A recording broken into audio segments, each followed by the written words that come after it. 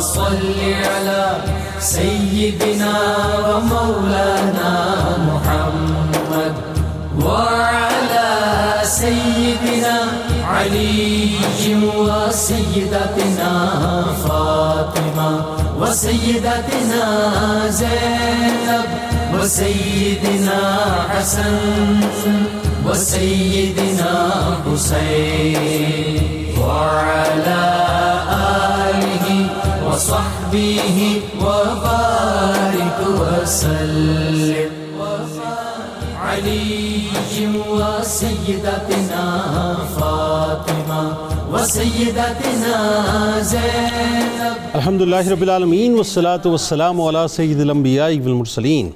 اللہم صلی علی سیدنا و مولانا محمد وعلی آلہ واصحابہ وبارک وسلم وصلی علیہ. دنیا کے تمام دیکھنے والوں کو، تمام چاہنے والوں کو، تمام پیار کرنے والوں کو، اور جہاں جہاں تک اس وقت میری آواز کو سنا اور مجھے دیکھا جا رہا ہے، جنید اقبال کی جانب سے انتہائی محبت کے ساتھ السلام علیکم. ایک بار پھر ناظرین، آپ کو پر نور صبح نور کے موقع پہ اور صبح نور کے پروگرام میں دل کی گہرائیوں سے خوش آمدید کہتا ہوں. آئیے بلا توقف چلتے ہیں حضرت ابو انیس محمد برکت علی علیہ رحمہ کی تعریف اسماء النبی کریم صلی اللہ علیہ وآلہ وسلم سے رسول اللہ صلی اللہ علیہ وآلہ وسلم کا ایک اسم مبارک پڑھنے اور سننے کی سعادت حاصل کرتے ہیں. سیدنا النجم الثاقب صلی اللہ علیہ وآلہ وسلم، ہمارے سردار روشن ستارے، درود و سلام بھیجے اللہ آپ صلی اللہ علیہ وآلہ وسلم پر، آپ صلی اللہ علیہ وآلہ وسلم کی آل پاک پر اور صحابہ کرام رضوان اللہ تعالیٰ علیہم اجمعین پر. حضرت حذیفہ رضی اللہ تعالیٰ عنہ فرماتے ہیں کہ حضور نبی کریم صلی اللہ علیہ وآلہ وسلم نے ارشاد فرمایا کہ میرے صحابہ ستاروں کی مانند ہیں، جس کی پیروی کرو گے ہدایت پا جاؤ گے. ناظرین کرام، آج ظاہر ہے جمعہ کا دن ہے، سید الایام، اور سید الایام کے ان لمحات میں سید الانبیاء کے غلام کا تذکرہ پاک انشاءاللہ کریں گے اور ان کی بارگاہ میں ہدیہ تہنیت پیش کریں گے.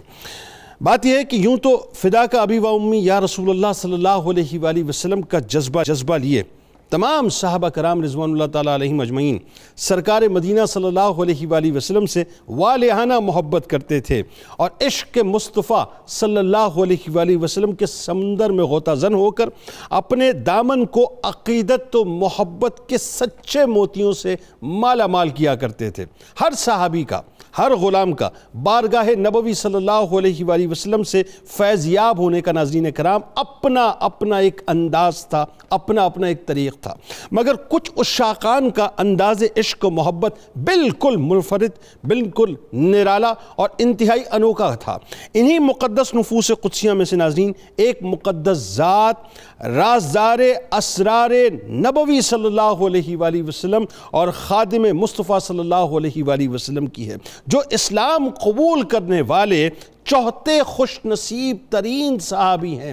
یہ تاریخ کے سنہری حروف میں لکھی جانے والی باتیں ہیں ناظرین، کہ ذرا سوچئے کہ کیا اللہ تعالیٰ نے شرف عطا کیا کہ اسلام قبول کرنے والے چوہتے صحابی آپ ہیں. السابقون الاولون کی دستار فضیلت آپ باندھے ہوئے ہیں، اصحاب صفہ کے آپ انتہائی چمکتے ہوئے ستارے ہیں، سکہ راویان حدیث کے بزم نشین اور مسیح الاسلام ہیں.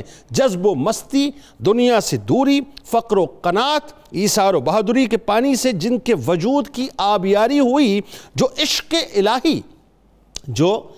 الہی اور عشق رسول صلی اللہ علیہ وآلہ وسلم کے رنگ میں رنگے ہوئے تھے، جو اسلام کا اعلان کفار کے سامنے ببانگ دہل کرنے والے اور اس کی پاداش میں بے حد تشدد کیے جانے والے ہیں. دنیا جنہیں انتہائی ادب کے ساتھ سر جھکا کر حضرت ابو ذر غفاری رضی اللہ تعالی عنہ کے نام سے یاد کرتی ہے، جن کے مقام کا اعلان، دیکھیے صاحب میں بلا تمثیل عرض کروں، کسی کے مقام کا اعلان اگر کوئی انسان کرے، انسان نے انسان کے مقام کا اعلان کیا، لیکن جن کے مقام کا اعلان خود دربار مصطفیٰ صلی اللہ علیہ وآلہ وسلم سے ہو ناظرین، کہ جس شخصیت کو یہ بات پسند ہو کہ وہ عیسیٰ علیہ السلام کی عاجزی کی طرف دیکھے تو وہ ابو ذر رضی اللہ تعالی عنہ کی طرف دیکھ لے. یہ کوئی انسان نہیں کہہ رہا، سرکار مدینہ صلی اللہ علیہ وآلہ وسلم نے فرمایا. آپ رضی اللہ تعالی عنہ فطرتاً فقیر، زہد پیشہ، تارک الدنیا، بلکہ آپ زہد و صدق کے سردار گزار تھے، مسلمان ہونے سے قبل ہی توحید پرست اور عبادت گزار تھے۔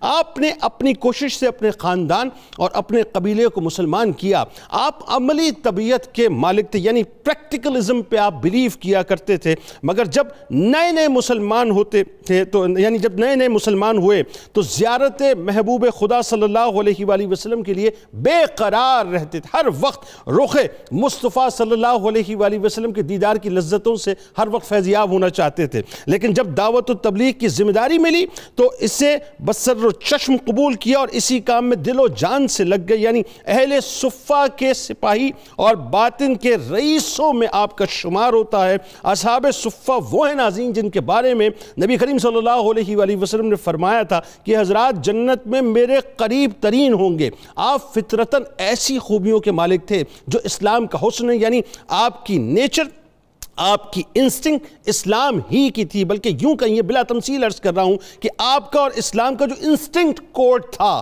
وہ ایک ہی تھا۔ ہر وہ کام کرتے تھے جسے عقل سلیم تسلیم کرتی تھی۔ حضرت اسماء رضی اللہ تعالیٰ عنہ فرماتی ہیں کہ حضرت ابو ذر غفاری رضی اللہ تعالیٰ عنہ ہمہ وقت خدمت نبوی صلی اللہ علیہ وآلہ وسلم میں مصروف رہتے تھے اور مسجد ہی عملی طور پر ان کا گھر تھا۔ سادگی اور قناعت میں آپ کی مثال کوئی نہیں تھی۔ عالم یہ تھا کہ سادگی میں جو بو زرین مشہور ہے ناظرین، وہ دراصل آپ ہی کی وجہ سے ہے۔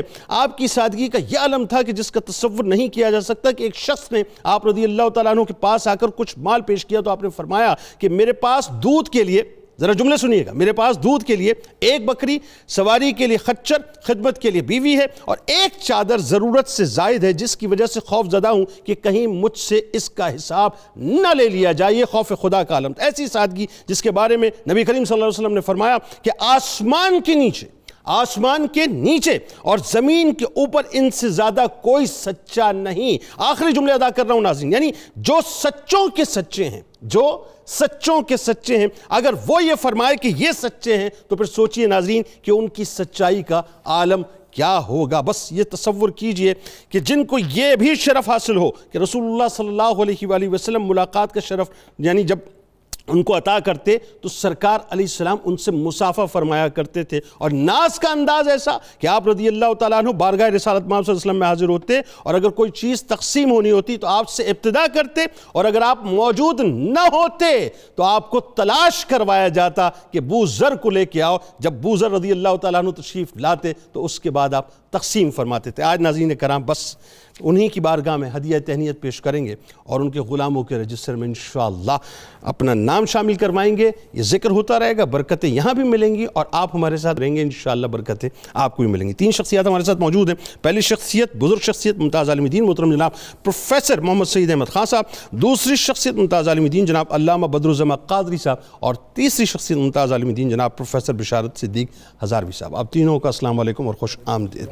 آغاز آپ سے کرتے ہیں پروفیسر صاحب۔ میں تو اس کیف اور سرور میں کھویا ہوا ہوں کہ تاریخ اسلام کی 34 شخصیت جو سرکار علیہ السلام پہ ایمان لائیں، آپ کا تعارف، آپ کا قبول اسلام اور قبول اسلام سے جو آپ کا ببانگ دہل قبول اسلام کا اعلان فرمائیے۔ بسم اللہ الرحمن الرحیم، حامدم و مسلیم و مسلمہ۔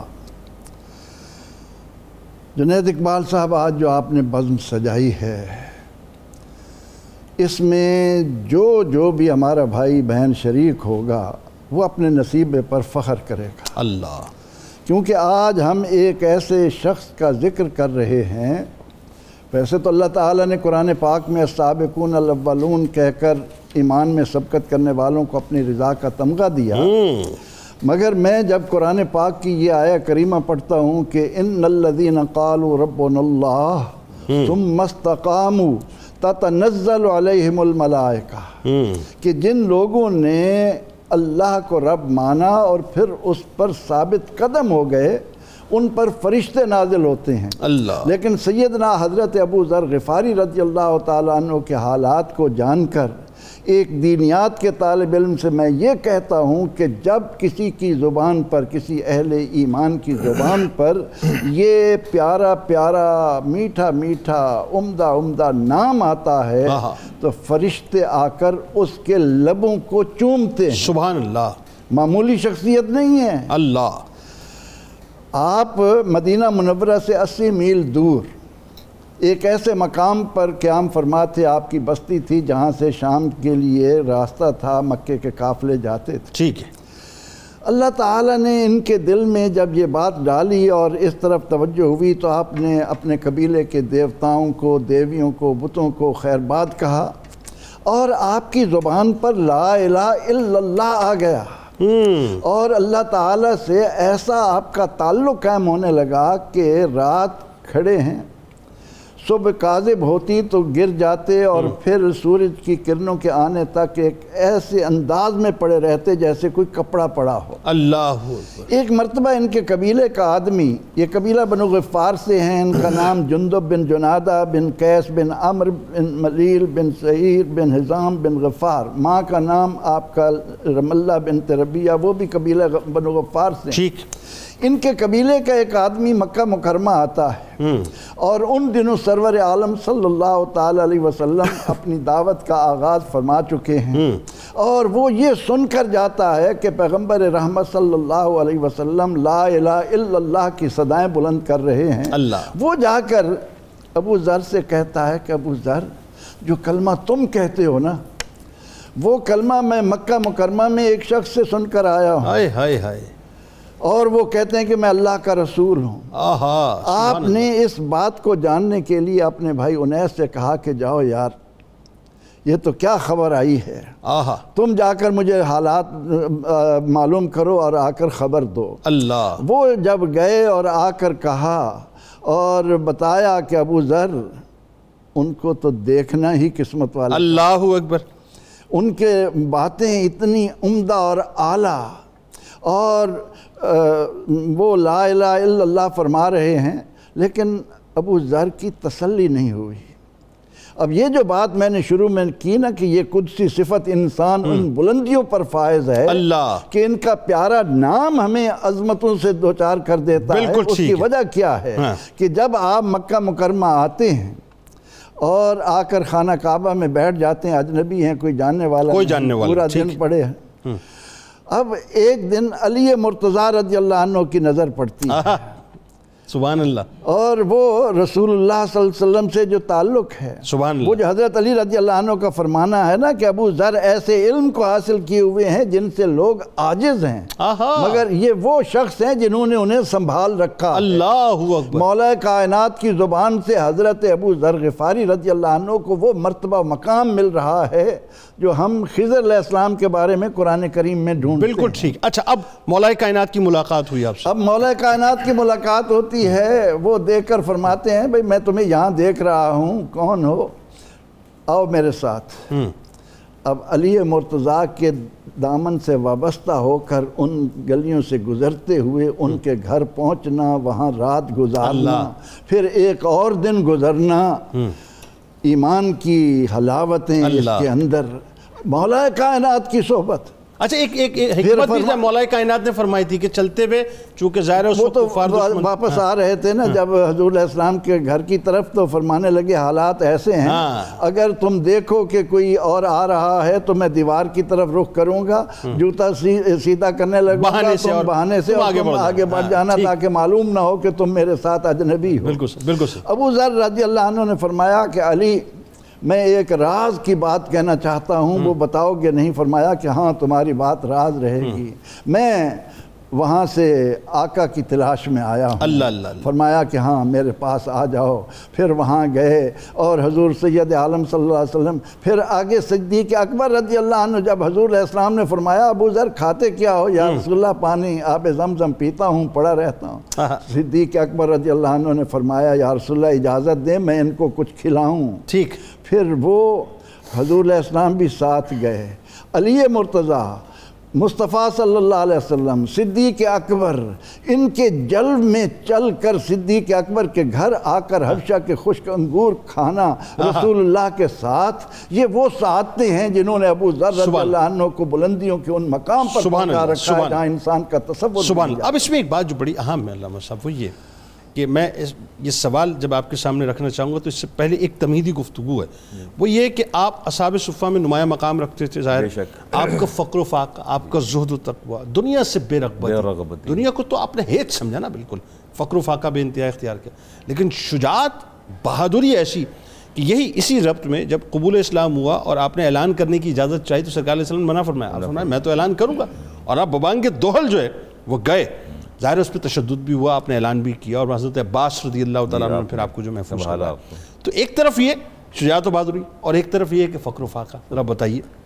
بسم اللہ الرحمن الرحیم. میں صحیح ابن حبان کی روایت سے اپنی گفتگو کا آغاز کروں گا. قول النبی علیہ السلام ما تقل الغبراء ولا تذل الخضراء. زمین نے اس سے بہتر کسی شخص کا بوجھ نہیں اٹھایا اور آسمان نے اس سے بہتر شخص پر سایہ نہیں کیا. اللہ فرماتے الاذی لہجۃ اصدق و اوفی من ابی ذر، جو ابی ذر سے زیادہ سچا اور ایفائے عہد کرنے والا. اللہ. اگلی بات آپ نے فرمائی کہ شبیہ عیسیٰ ابن مریم، اور یہ میرے صحابی ابو ذر جو ہیں یہ عیسیٰ علیہ السلام کی شبیہ ہیں. اللہ. یعنی آپ دیکھ لیجئے کہ یہ عیسیٰ علیہ السلام کا زہد ان کے اندر ہے، شوق موسیٰ علیہ السلام، دونوں باتیں ان کے اندر موجود ہیں. موسیٰ علیہ السلام کا شوق ان کے اندر اور عیسیٰ علیہ السلام کا زہد ان کے اندر موجود ہے، اس لیے انہیں مسیح الاسلام بھی کہا جاتا ہے، اسی نسبت سے انہیں مسیح الاسلام کہا جاتا ہے. آپ دیکھیے سیدنا عثمان غنی کے دور میں دو طرح کے نظریات جو تھے وہ ڈیولپ ہو رہے تھے. ایک یہ کہ اللہ تعالیٰ مال و دولت دے تو اس میں سے زکوٰۃ کی ادائیگی کر دی جائے اور صدقات دے دیے جائیں، باقی مال کو جمع کر لیا جائے. ٹھیک ہے. اور جو دوسری پرسیپشن تھی، یہ دوسرا نظریہ آئیڈیالوجی تھی، وہ یہ تھی کہ مال کو قطعاً جمع نہیں کرنا چاہیے. اور آپ اس دوسری آئیڈیالوجی کے حامل تھے، فالوور تھے، فرماتے تھے کہ مال کو بالکل جمع نہیں کرنا چاہیے. اور آپ خود بھی اس پر سختی سے کاربند تھے اور دوسروں کو بھی سختی سے کاربند فرماتے تھے.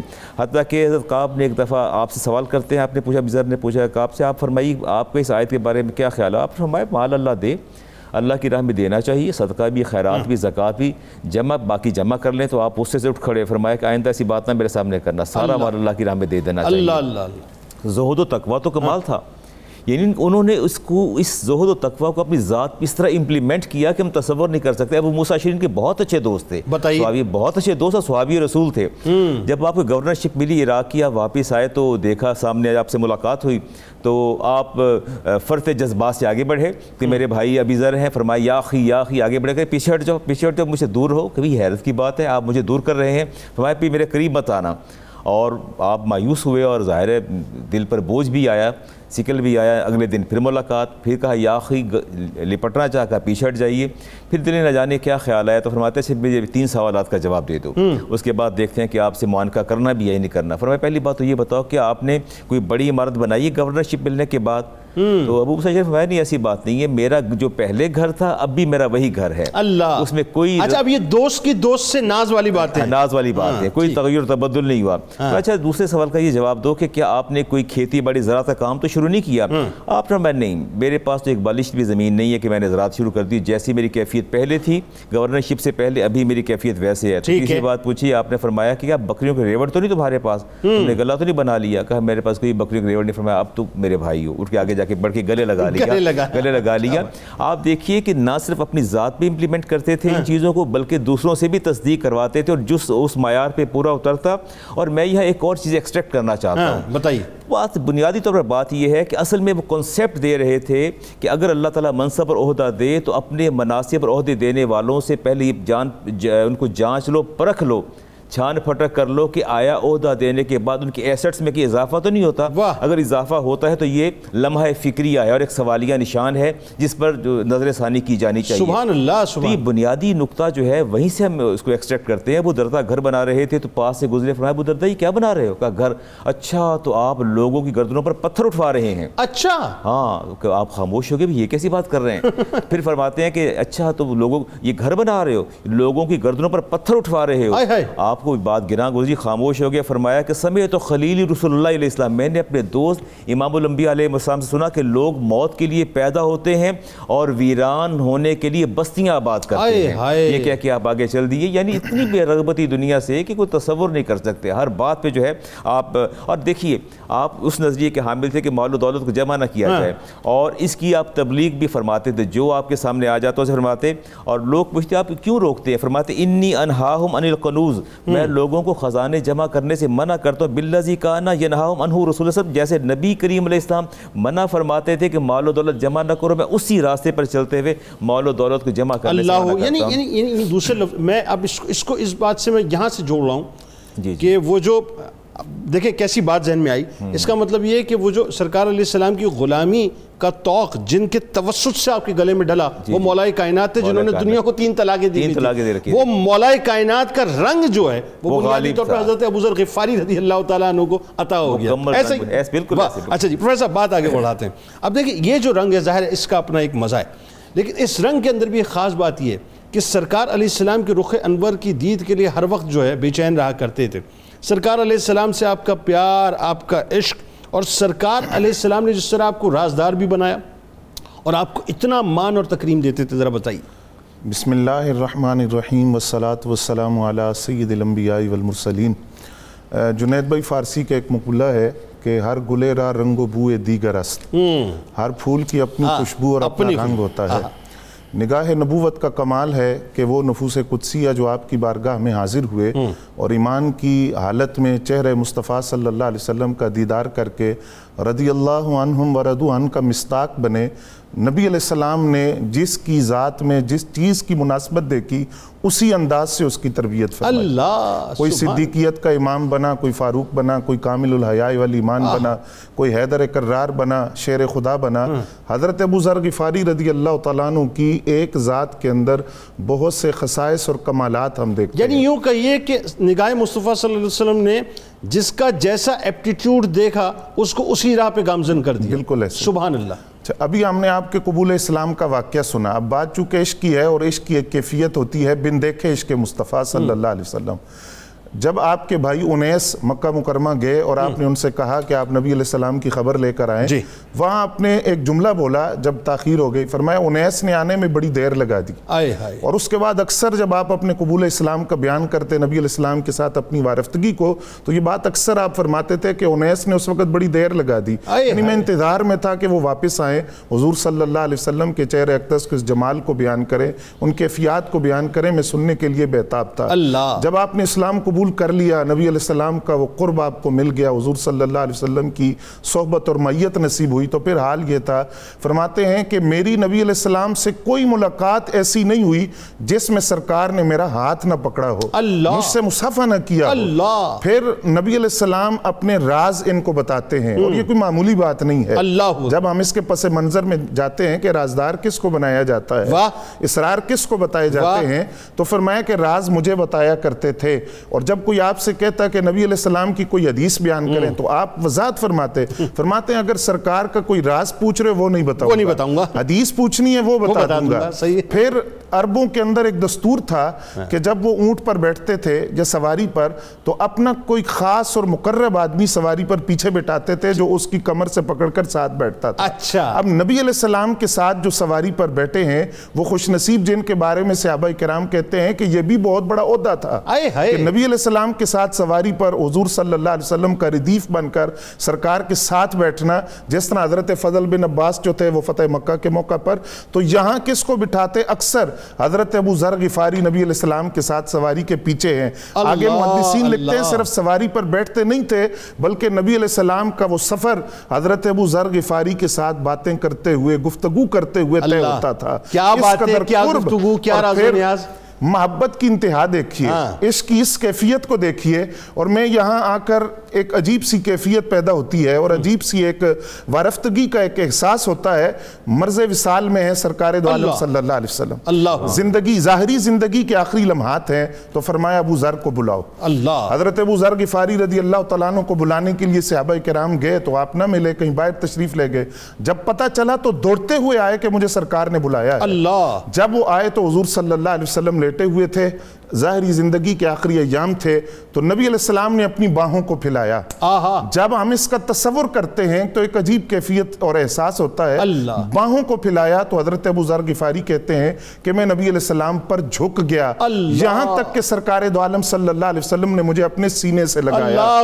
یہاں یہ بات ضرور عرض کروں گا کہ مطلع سینہ نبوی سے وہ جو درد منتقل ہوا، اس درد کا رنگ پھر ساری زندگی دیکھا گیا کہ بعدوں نے تو آپ کو مجذوب عشق کہا کہ عشق اس کیفیات میں آپ چلے گئے کہ دیوانگی کی حد تک نبی علیہ السلام کے ساتھ محبت. اور وہ جو بات آپ نے فرمائی کہ میں نبی علیہ السلام سے اس حال میں ملوں گا جس حال میں مجھے سرکار نے چھوڑا تھا. اللہ. اب اس میں ایک جملہ اور میں چاہتا ہوں اس پہ آپ کامنٹ فرمائیں. اب مجھے اس کا ربط ایک بڑا حسین نظر آتا ہے کہ سرکار علیہ السلام نے آپ کو جب بھی کوئی چیز عطا کرنا چاہی لوگوں کو تو سب سے پہلے آپ کو عطا فرمائی. تو سرکار علیہ السلام جب ظاہری طور پہ پردہ فرما رہے تھے تو مجھے تو عشق کا رنگ یہ نظر آتا ہے عشق کی نگاہوں سے کہ سب سے پہلے آپ ہی کو روحانی طور پہ عطا فرما کر گئے. بالکل ایسا ہی ہوا. جی بالکل ایسا ہی ہوا.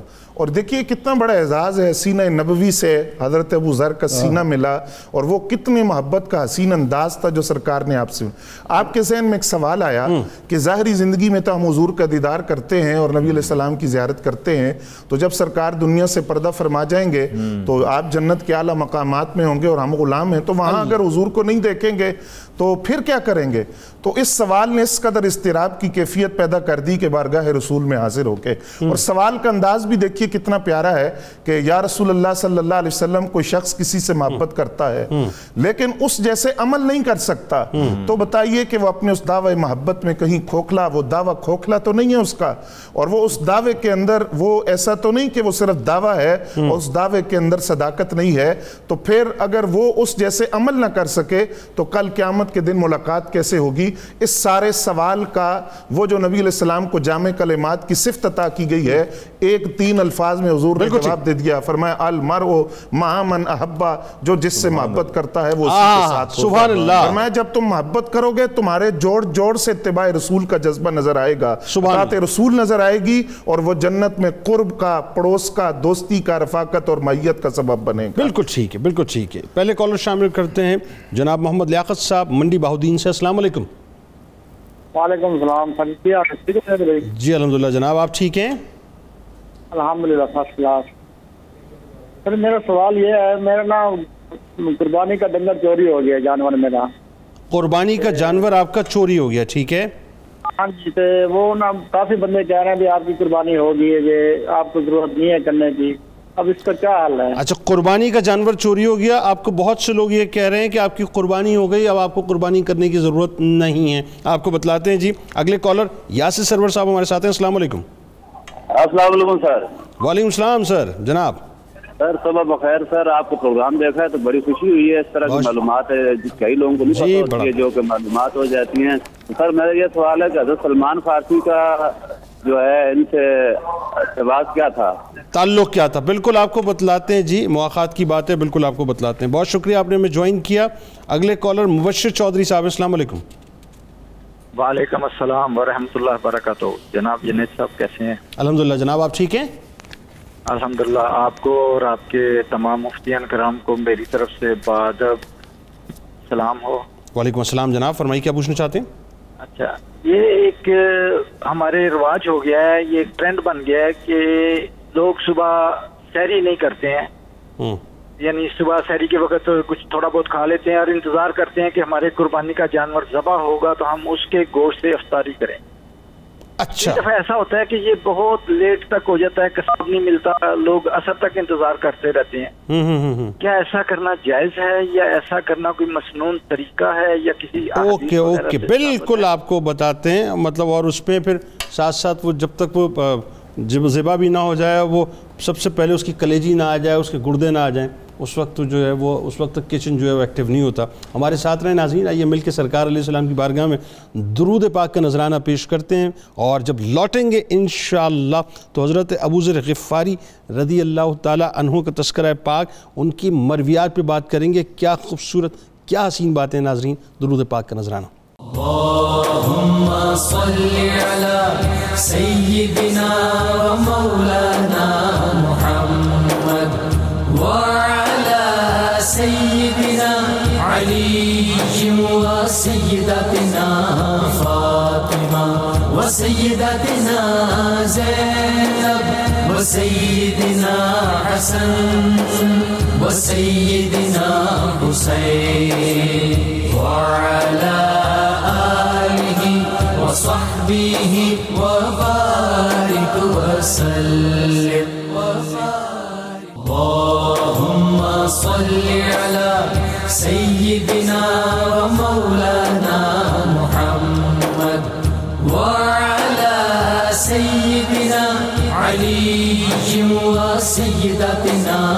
فاطمہ وسیدتنا زینب وسیدنا حسن وسیدنا حسین وعلی آلہ وصحبہ وبارک وسلم وبارک وسلم اللہم صلی علی سیدنا. ایک بار پھر ناظرین میں آپ کو خوش آمدید کہتا ہوں. حضرت ابو ذر غفاری رضی اللہ تعالیٰ عنہ کی بارگاہ اقدس میں ہدایے پیش کیے جا رہے ہیں اور بات کا تسلسل وہیں سے جوڑتے ہیں. لیکن اس سے قبل پروفیسر صاحب یہ بتائیے کہ محمد لیاقت صاحب جو پوچھتے ہیں کہ قربانی کا جانور چوری ہو گیا میرا, اب لوگ یہ کہتے ہیں کہ آپ کی قربانی ہو گئی, کیا ہو گئی؟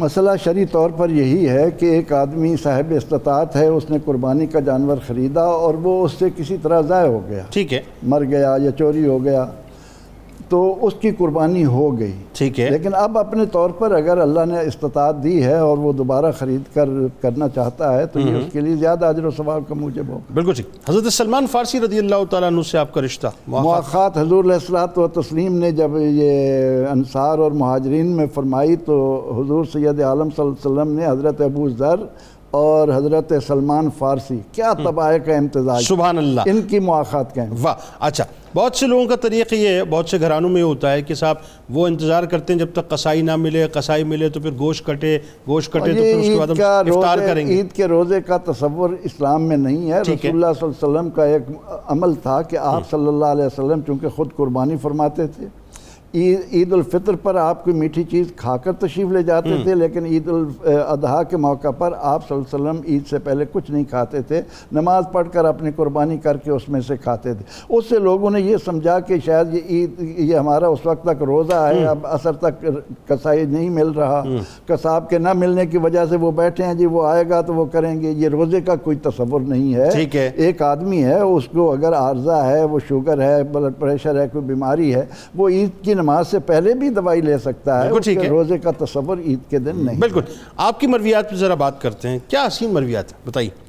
سیدنا حضرت ابو ذر غفاری رضی اللہ عنہ کا جو رسول اللہ صلی اللہ علیہ وسلم کے ساتھ عشق اور تعلق ہے, اس کی بنا پر لوگوں نے یہ سمجھنے کی کوشش نہیں کی کہ شاید ابو ذر غفاری رضی اللہ عنہ کوئی نئی چیز صحابہ میں لا رہے ہیں.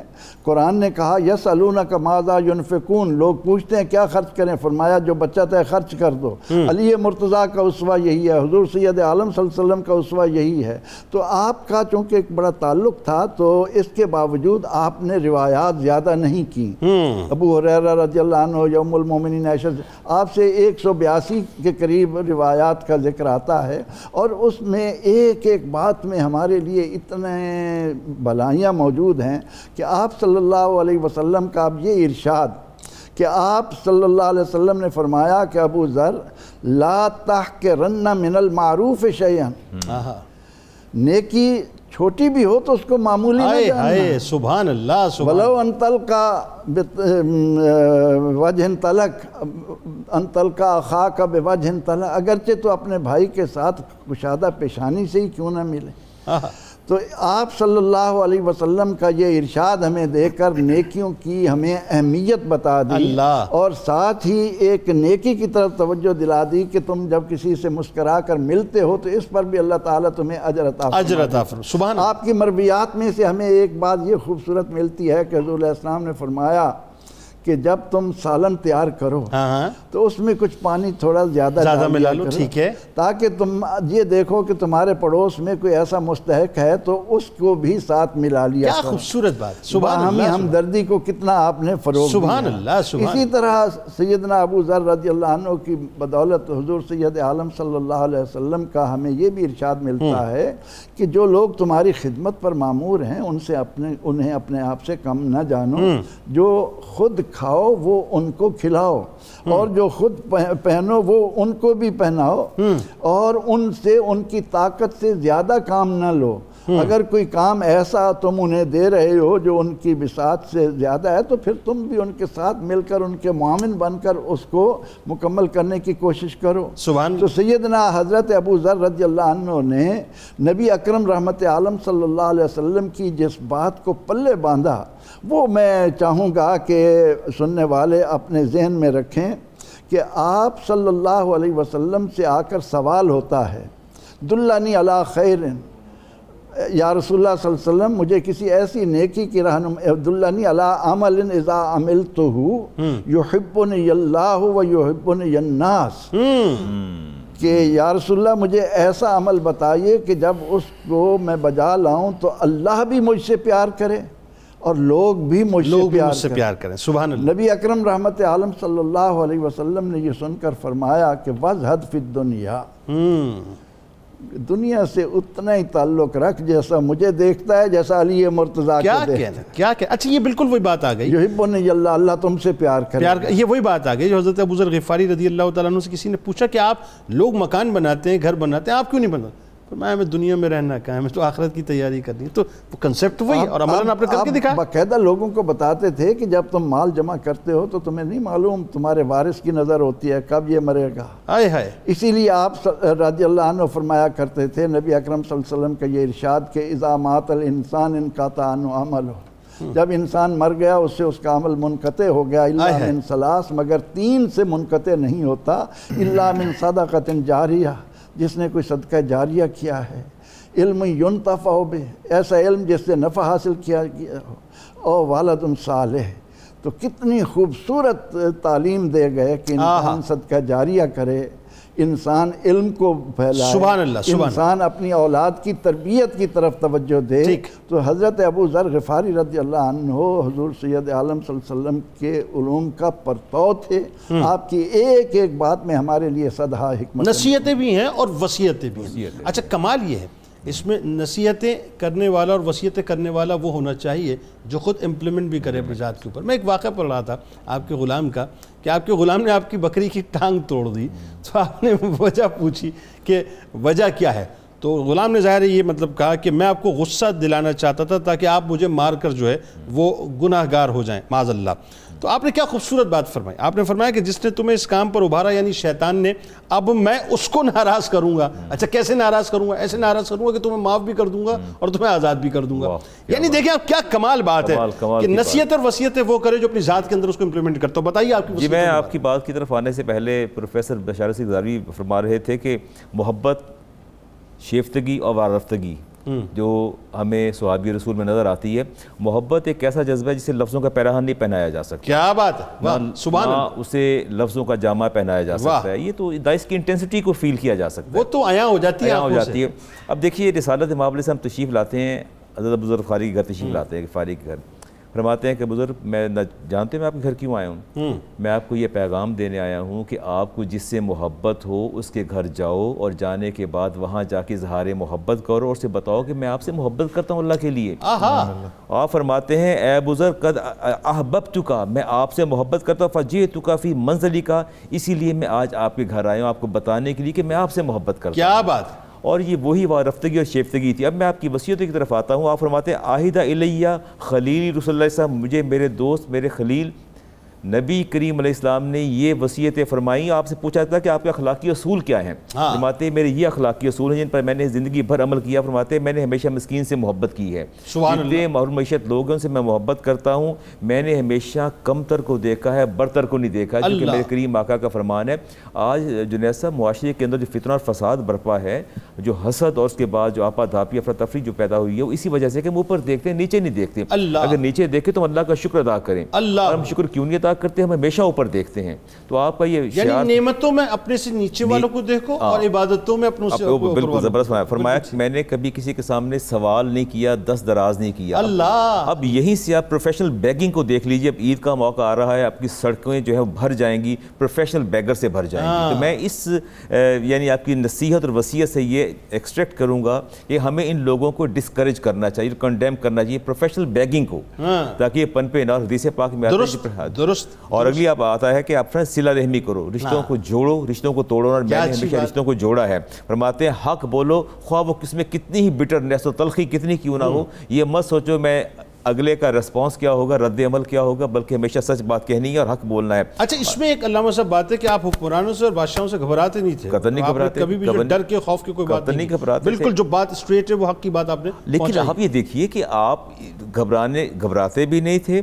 جب آپ نے مینا کے اندر جب پتہ چلا کہ سید عثمان غنی نے 4 رکعت نماز ادا کی ہے تو آپ نے فرمایا کہ یہ درست نہیں ہے. میں نے شیخین کریمین کے ساتھ نمازیں ادا کی مینا کے اندر, وہ 2 رکعت تھی, لیکن جب خود جماعت کا وقت ہے تو 4 پڑھا دی, فرض پڑھا دی. لوگوں نے پوچھا بھی تو آپ اختلاف کر رہے, فرمایا وہ الگ بات ہے, اختلاف الگ بات ہے, لیکن میں امت کے اندر فتنہ اور فساد برپا نہیں کرنا چاہتا. کیونکہ میں نے اپنے کریم آقا علیہ السلام کو سنا, فرمایا جو اپنے امیر کی مخالفت کرتا ہے یا اس کے ساتھ کرتا ہے ٹکراؤ تصادم قلین کرتا ہے, فرمایا اس کے گلے سے دین کی رسی کو نکال لیا جائے گا. دعا قبول نہیں کی. فرمایا مجھے اس بات کا خوف تھا, وگرنہ میں ہی 2 رکعت نماز ادا کرتا, لیکن آپ نے 4 ادا کی. یعنی اختلاف بھی کیا, اختلاف کے باوجود عمل وہی کیا جو خلیفہ وقت کا عمل تھا. آپ نے فتنہ برپا نہیں کیا. فرماتے ہیں کہ ملامت کا مجھے کبھی خوف نہیں ہوا, ملامت کا خوف نہیں. اور فرمایا کہ میرے نبی نے فرمایا تھا کہ لا حول ولا قوت کا ورد کیا کرو, اور وہ ہمیشہ ورد کرتا ہوں.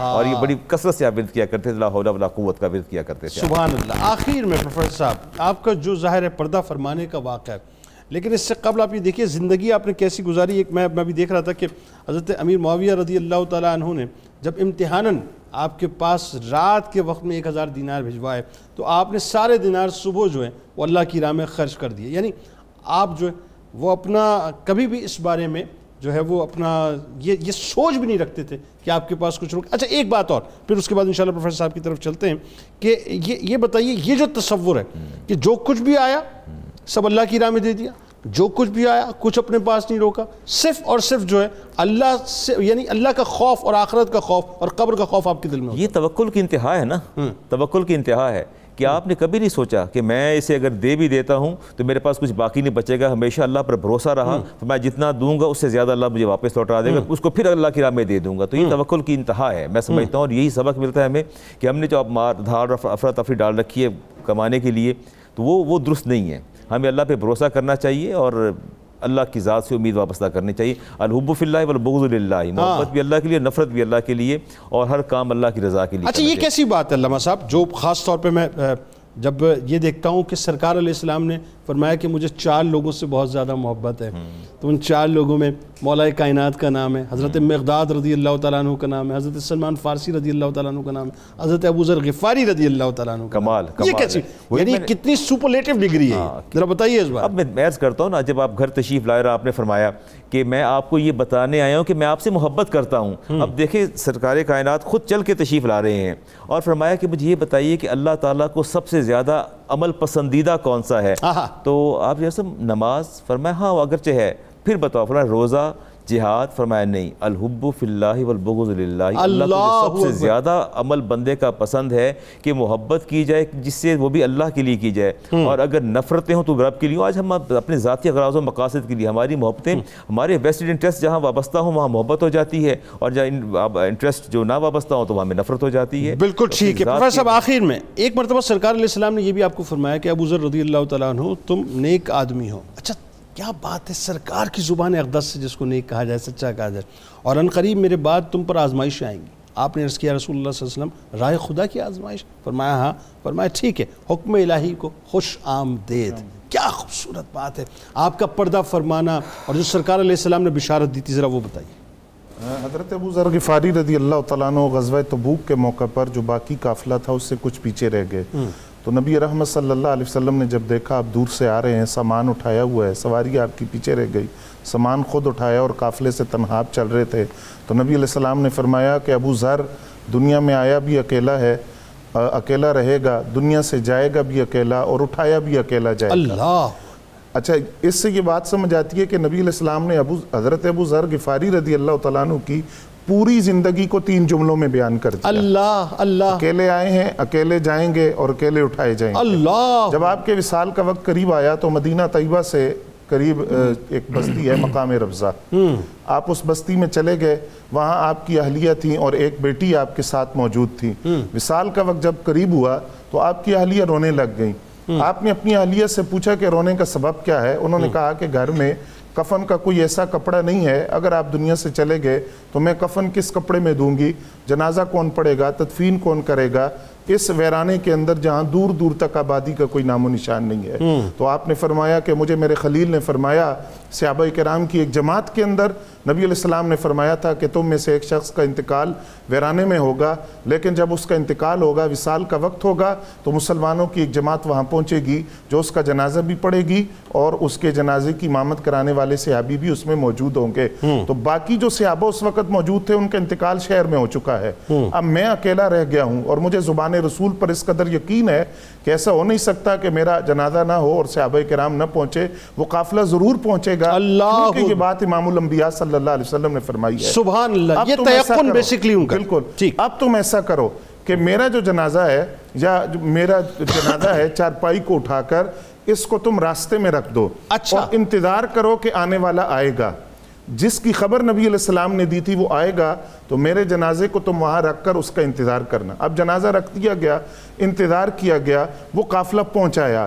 اب وہ قافلہ جب پہنچا اور انہوں نے آتے ہی پوچھا کہ یہ کس کا جنازہ ہے، تو خبر دی گئی کہ یہ حضرت ابو ذر غفاری رضی اللہ تعالیٰ عنہ کا جنازہ ہے، تو آپ ان کی تدفین میں ہماری مدد کریں۔ تو اس میں وہ صحابی رسول ہیں جن کو حضرت عبداللہ ابن مسعود فقیہ امت کہا جاتا ہے، آپ نے چیخ ماری اور چیخ مار کر کہا، میرے بھائی، میرے دوست حضرت ابو ذر غفاری سے لپٹ گئے اور پھر اپنے ساتھیوں سے کہا کہ دیکھا تم نے نبی علیہ السلام کی وہ خبر کہ آیا بھی اکیلا ہے، دنیا سے جائے گا بھی اکیلا اور اٹھایا گیا بھی اکیلا، جہاں حضرت عبداللہ ابن مسعود رضی اللہ تعالیٰ عنہ نے اپنے سامان سے کفن نکالا۔ اب یہاں یہ بات بڑی قابل توجہ ہے کہ دنیا سے جانے والا کم از کم اپنے گھر سے کفن تو اپنا ساتھ لے کر جاتا ہے، یہ اس طرح اکیلے گئے کہ کفن بھی اپنا نہیں لے کر گئے، کفن بھی حضرت عبداللہ بن مسعود نے اپنے سامان سے نکالا۔ اور یہی فکر ان کی بیوی کو تھی جس وقت وہ پریشان تھی، یہ بار بار سوال کر رہی تھی کہ آپ کا کفن کا انتظام کیسے ہوگا، کفن بھی موجود نہیں ہے۔ جی بالکل۔ پھر حضرت عبداللہ ابن مسعود رضی اللہ تعالیٰ عنہ نے آپ کا جنازہ پڑھایا۔ اب جنازہ پڑھانے والا کون ہے؟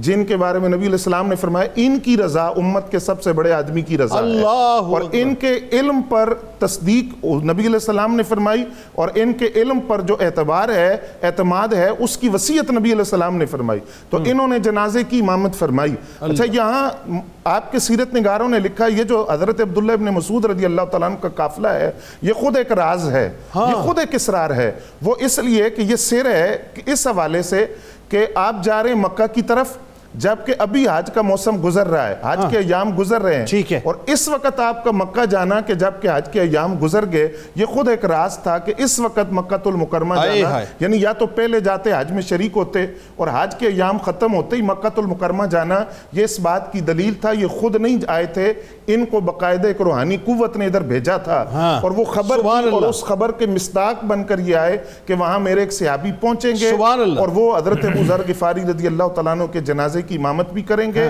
اور پھر ان کی تدفین بھی کریں گے۔ یعنی یوں کہہ لیجئے کہ رازدار اسرار نبوی صلی اللہ علیہ وسلم تھے، تو یہ بھی ایک اسرار ہی تھا کہ کون آئے، کہاں سے آئے، کس طرح سے آئے اور کیسے بھیجے گا۔ جی بالکل۔ اور پھر جب جنازہ ہو گیا، تدفین ہو گئی، تو پھر آپ دیکھیے اپنی بیٹی سے کہا کہ وہ جو مہمان آئیں گے تو ان کو کھانے کے بغیر نہیں بھیجنا، ان کے لیے کھانے کا انتظام کرو۔ تدفین سے پہلے کہہ چکے تھے۔ جی بالکل، اللہ اکبر۔ تو یہ آپ یہ تاکید کر چکے تھے۔ پھر حضرت عبداللہ بن مسعود رضی اللہ تعالیٰ عنہ رکے، اور یہ خود ایک دیکھیے راز ہے، ایک تو اس قافلے کا آنا اور پھر بار بار آپ کا یہ جملہ فرمانا کہ آنے والا آتا ہی ہوگا، یعنی اس بات کا یقین تھا، اور بار بار یہ بات کہی کہ وہاں نبی علیہ السلام نے یہ بات فرمائی تھی کہ تم میں سے ایک جو ہے وہ ویرانے کے اندر، تو وہ میں ہوں، باقی چونکہ دنیا سے پردہ کر چکے ہیں، تو یہاں ہم نبی علیہ السلام کی وہ جو نگاہ نبوت ہے، یعنی ہم یوں کہہ سکتے ہیں کہ سرکار تو اس قافلے کے قدم بھی گن رہے تھے، حضور یہ بھی جانتے تھے کہ یہ قافلہ کس وقت وہاں پہنچے گا،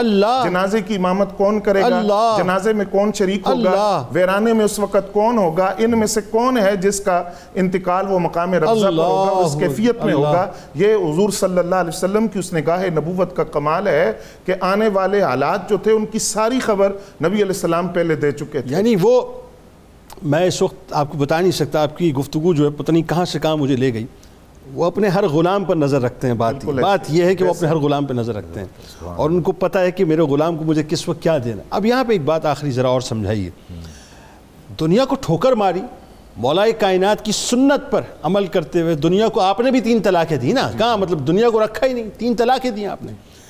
اب دیکھیں جاتے ہوئے کفن موجود نہیں ہو جس کا, بظاہر دنیا ہی دیکھے کہ کفن موجود نہیں, یعنی اس حد تک جو غربت کا اور اسرت کا عالم ہے اور فقر و فاقے کا عالم ہے, اور مقام کیا ہے کہ عرش مولا پہ دھومے ہیں کہ ایک آ رہا ہے جو سرکار علیہ السلام کا غلام ہے.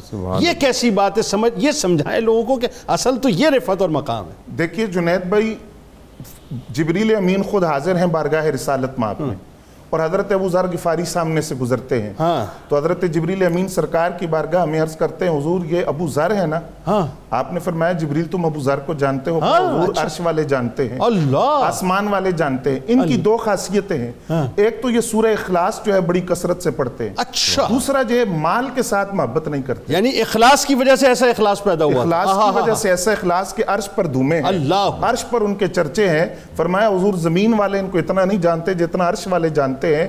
ان کی 2 خاصیتوں کی وجہ سے, ایک تو سورہ اخلاص کی کثرت, اور دوسرا یہ جو مال کو انہوں نے ٹھوکر ماری ہے اور دنیا کو ٹھوکر ماری. اور وہ جو بات آپ نے فرمائی کہ میں اس حال میں نبی علیہ السلام سے ملوں گا جس حال میں مجھے سرکار نے چھوڑا, تو وہ اس کا مصداق بن کر آپ دنیا سے گئے کہ اس کے بعد کوئی مال و دولت کے انبار نہیں تھے, اور اس حال میں آپ دنیا سے تشریف. سبحان اللہ جی. اللہ تعالیٰ آپ تینوں احباب کو جزائے جمیل عطا فرمائے. اور آپ لوگ آتے ہیں, تشریف لاتے ہیں, میرے لیے کم از کم بڑے سعادت کی بات ہے, بہت سیکھتا ہوں میں. اور پتہ نہیں لاکھوں کروڑوں لوگوں کو کیا کچھ آپ بتلا کے چلے جاتے ہیں. اللہ تعالیٰ آپ کو جزائے جمیل عطا فرمائے. میں دعا کر سکتا ہوں اللہ تعالیٰ آپ لوگوں کے ذکر پاک کو اپنی بارگاہ میں قبول فرمائے. ناظرین کرام, یہ پیاروں کی باتیں ہیں, یہ سچوں کی باتیں, یہ سچوں کی باتیں, یہ اچھوں کی باتیں, بس یہ ان کی باتیں جو سرکار علیہ السلام کے غلام ہیں. ہم نے تو اپنے آپ کو غرق کر لیا دنیا کے اندر صاحب, اور وہ ایسے تھے کہ دنیا میں رہے لیکن اس کشتی کی مانند رہے جو پانی کے اوپر تیرتی ہے. وہ مولا کائنات نے فرمایا تھا نا, ایسے رہو جیسے کشتی رہتی ہے, یعنی پانی اگر آ جائے تو انسان اس میں ڈوب جاتا ہے. ہم غرق ہو گئے اور وہ تیرتے رہے, تیر کے بس بہت ہی آہستگی کے ساتھ دنیا سے باہر نکل گئے. اللہ تعالیٰ ان کے درجات کو بلند فرمائے. میں آپ کو بتا نہیں سکتا ناظرین, حضرت ابو ذر غفاری رضی اللہ تعالیٰ عنہ کو کئی مرتبہ پڑھا, لیکن آج ایک کیف و سروری عجیب تھا, ایک کیفیت ہی عجیب تھی. اللہ تعالیٰ ان کے درجات کو بلند فرمائے, ان کے صدقے سے ہماری جو ہے وہ بس مغفرت فرما دے, بخشش فرما دے, ہمیں بس عطائیں عطا فرما دے. آخر میں جاتے جاتے صاحب انہی کی سنت پر عمل کرتے ہوئے بس یہ عرض کروں گا کہ اپنے گھروں سے یہودی پروڈکٹس کو, اسرائیلی پروڈکٹس کو نکالیے, صرف اور صرف پاکستانی پروڈکٹس کو انہینس کیجئے. یہ ریونیو یہاں رہنا چاہیے ناظرین, وہاں جاتا ہے تو ہمارے ہی خلاف جنگوں میں استعمال ہوتا ہے. کتاب الشفا, محبت رسول صلی اللہ علیہ وسلم کے حصول کا عمل. جو شخص روزانہ نماز عشق کے بعد اول و آخر درود پاک کے ساتھ خلوص نیت سے ایک مرتبہ سورہ محمد صلی اللہ علیہ وسلم پڑھنے کا معمول بناتا ہے تو اس کے دل میں محبت رسول صلی اللہ علیہ وآلہ وسلم اجاگر ہوتی ہے. حضرت بابا فرید الدین مسعود گنج شکر رحمۃ اللہ علیہ کا قول مبارک کہ جس دل میں اللہ تعالیٰ کا ذکر جاری و ساری رہتا ہے وہ دل ہمیشہ زندہ رہتا ہے اور شیطانی خواہشات اس پر غلبہ نہیں پا سکتی. روزنامہ 92 نیوز میں آج مضمون ضرور پڑھ. حضرت ابو ذر غفاری رضی اللہ تعالیٰ عنہ کے حوالے سے ٹویٹر پہ ہمیں ضرور فالو کیجئے, فیس بک پیج کو لائک کیجئے اور یوٹیوب چینل کو سبسکرائب کر بیل آئیکن کو ضرور کلک کر لیجئے گا. آپ وہاں موجود ہیں, یہاں موجود ہیں, مل کے انشاءاللہ نعرہ لگاتے ہیں اس دعا, اس امید, اس یقین کے ساتھ کہ لا یؤمن احدکم حتی اکون احب الیہ من والدہ وولدہ والناس اجمعین. اللہ تعالیٰ آپ کا, ہمارا, ہم سب کا, پاکستان کا, امت مسلمہ کا حامی و ناصر ہو. آمین.